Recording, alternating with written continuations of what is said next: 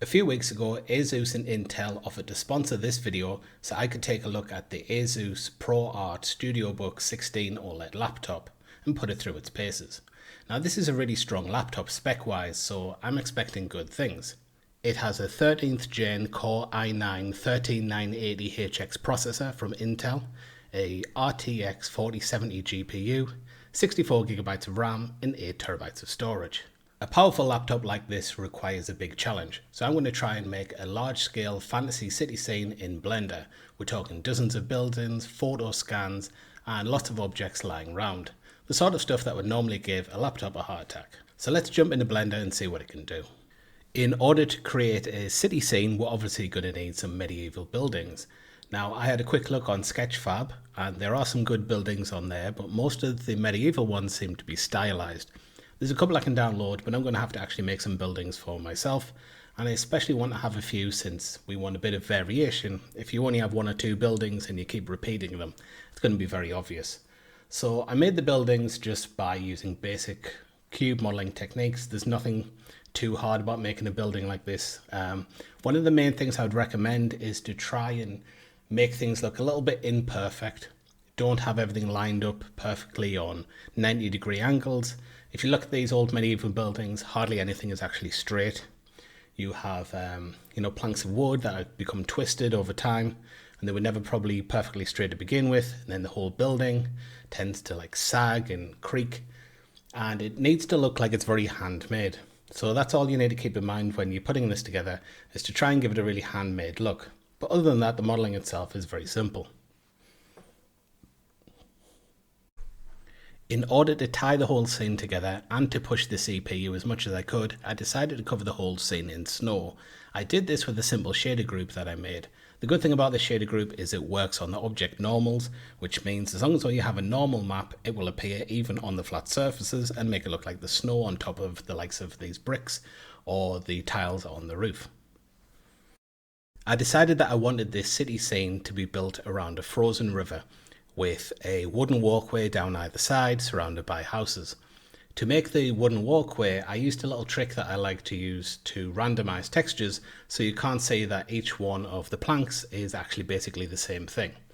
If you would like to know how I did this trick and how I did the last trick with the snow shader, I suggest you watch my last video all about material tips because I cover all of that stuff in much more detail. At this point I added some buildings from Sketchfab. The procedural snow shader that I made did a pretty good job of making the buildings look like they all belonged together, but in order to make them really look like they were part of the same world, I did have to tweak the colours a little bit. The ProArt 16 comes with an ASUS dial, which comes in really handy to tweak colours. The dial is fully customizable on a per program basis. This dial makes precision so much easier than it normally would be on a laptop where you don't have a middle mouse scroll wheel. The keyboard in general is nice and tactile, and it uses ASUS antimicrobial technology to protect you from germs. One weird quirk about Blender is that it really doesn't like it when you have lots of objects in the scene. I've duplicated this plank a few thousand times and you can see when I move the house, it's really sluggish. All we have to do to fix that is select all the planks and join them together into one object. Blender much prefers it when you have one complex mesh instead of lots of very simple meshes. And you can see now I can move this house around and it's buttery smooth. I also have a few good tips when you're working with photo scans like this model of a medieval bridge that I found. Almost always when you download photogrammetry models like this, it has a lot of wasted data. So the first thing I always do is go into edit mode, press A to select everything, then press M and merge by distance. This will get rid of any overlapping vertexes that you have in the scene. In this case, it reduced the model by about 2 million verts and it looks exactly the same. Then what I usually do is I add a decimate modifier and I massively bring down the vertex count. This model is going to be quite far in the distance, so I can bring this down to something like 175,000 verts compared to the 2.5 million verts that I originally had, and it's basically going to look identical. Originally, I was just planning to make a still render, but the laptop's coping much better than I expected it to, so I'm going to make this a bit of an animation instead. I've decided to add some snow falling down to create some movement and visual interest.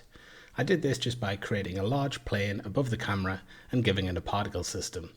I've set a low resolution icosphere as the particle, so it looks a little bit like a snowdrop object. It is a little bit low resolution, but once we add some motion blur, you're not going to be able to tell, and it should look fine.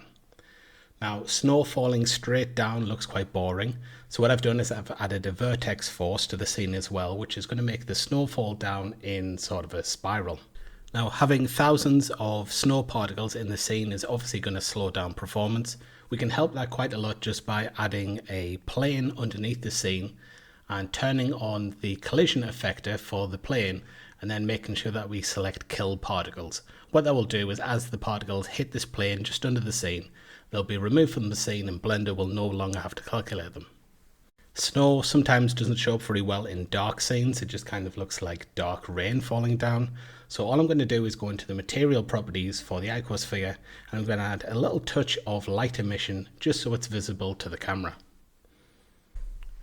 The procedural shader that I made for the snow works pretty well, but I also want the ability to hand paint some extra snow in using a mask.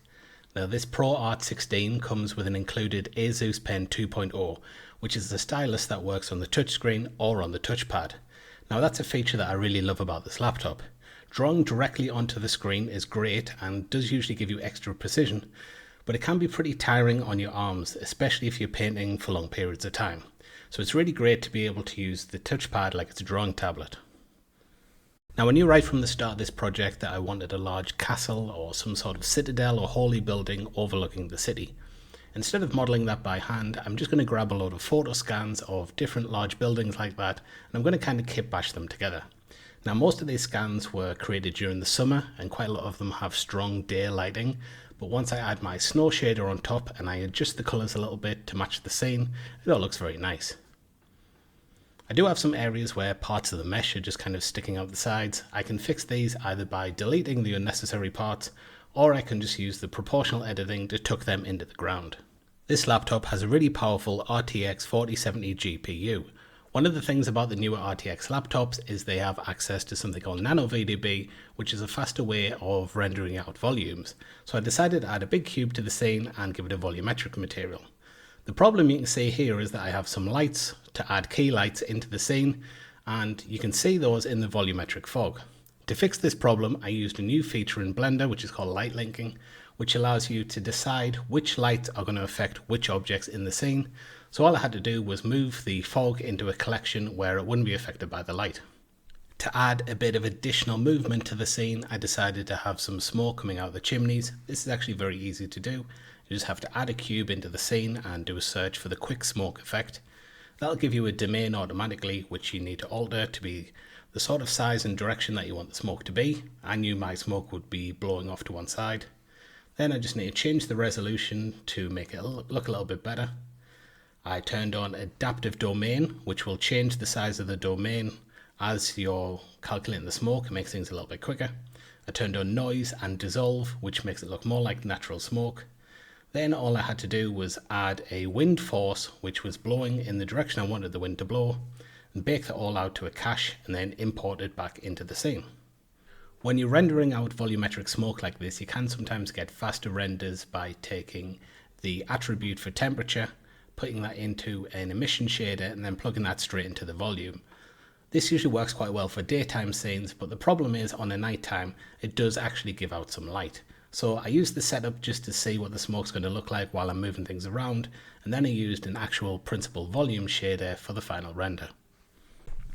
Overall at this point I was happy with how the city looked, but I still felt like things were a little bit lifeless and needed some more movement, so I decided to add some characters. So I went over to the trusty Mixamo website, which is what I use whenever I need quick characters and animation. I found this guy in medieval armor, and then I found a good walk cycle for him. There is an option when you're downloading walk cycles for in place, which is usually the one that you want. That'll just keep repeating the animation in the same place over and over again. Once you import that into Blender, the guy's just going to be walking like he's stuck on the spot. But then all you have to do is place him wherever you want the walk to start and set a keyframe. Then put him where you want the walk to finish and set another keyframe. Then it's basically just a case of moving the keyframes until the legs don't slip on the ground anymore. And it should look pretty good. It's a nice easy way to import characters. By the time it came to finishing off the castle citadel thing on the mountain, I really had no mercy on the CPU anymore. Clearly it can handle pretty much whatever we throw at it, so there's a huge collection of photo scans here. These are all very high resolution, and I've just copied them and scaled them a bunch of times and kind of kit bashed it together with all these different pieces. Really impressed so far with how well the CPU can handle stuff like this. To add a final bit of movement and visual interest to the shot, I made this image of a flag with a horse on it. I just cut up the plane a few times horizontally and vertically, then I selected the two corner verts and added them to a vertex group. Then I added the cloth property to this plane and I used the vertex group as a pin for the cloth to turn it into a flag. I added a wind force near the flag and I just keyframed the strength of the wind so that it would blow on and off over time and cause the flag to flutter. So with all that work done, that brings us to the final stage, which is rendering and compositing. Now this ProArt 16 laptop has a very powerful RTX 4070 GPU, so I didn't expect it to have any problems with the rendering stage, and it certainly didn't disappoint. I left my office for a few hours the other night and I kept it rendering while I was gone. When I came back to check on the progress, it was already done. I don't know what the exact frame time was since I wasn't there when I finished, but I reckon it was probably about 40 or 50 seconds per frame, which is very good for a laptop rendering out this sort of scene. I found that the ProArt 16 stays nice and cool and quiet even during long renders thanks to ASUS's Ice Cool Pro Thermal technology. Now I know this because the laptop comes with the ProArt Creator app, which has a great set of tools to monitor and manage the laptop's performance. The Creator app has other uses too, such as customizing the ASUS dial and calibrating the colors of the screen. Speaking of which, the ASUS Lumina OLED display on this laptop was lovely to work with when doing color corrections in the compositor. It's 16-inch 3.2K OLED, it's very bright and the colors look absolutely gorgeous.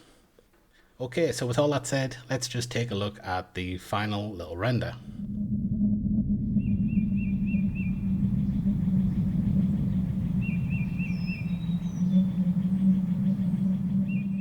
For quite a short project, I'm pretty happy with how this one turned out, and I'm very happy with how well the ASUS Pro 16 performed under pressure.